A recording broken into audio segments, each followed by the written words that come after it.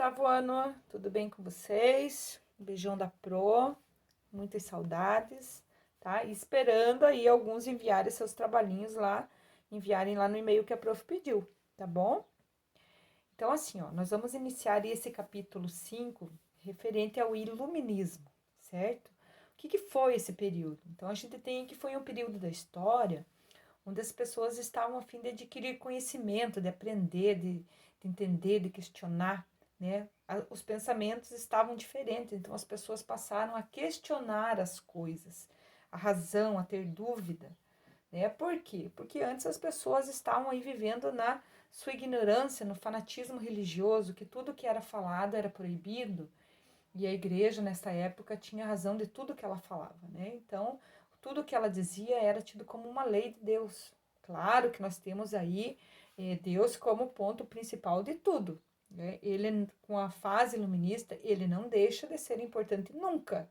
Porém, o iluminismo vem para trazer aí a dúvida, o questionamento das regras a seguir, do que a igreja falava, do que os reis nos diziam, tá? Então, por isso que o iluminismo vem aí nos trazendo pensamentos diferentes, abrindo novas oportunidades na cabeça das pessoas, tá?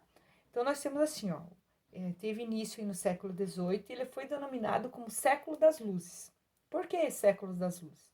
Aí, no final da Idade Média, teve um período que foi chamado aí das trevas, né? Um período de trevas que a prof quer dizer assim, explicar para vocês, onde as pessoas não pensavam mais por si.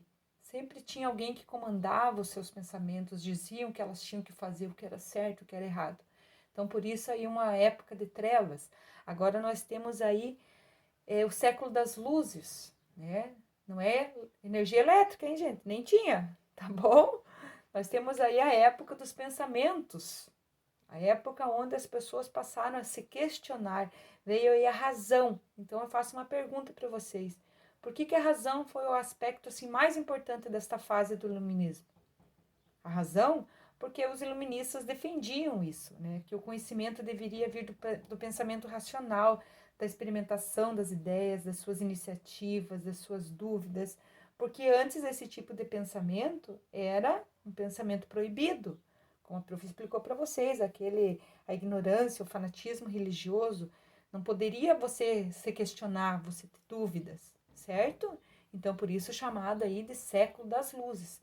Então, nós vamos iniciar aí esse capítulo sobre iluminismo, entendendo que foi uma fase, uma época em que as pessoas começaram a se questionar.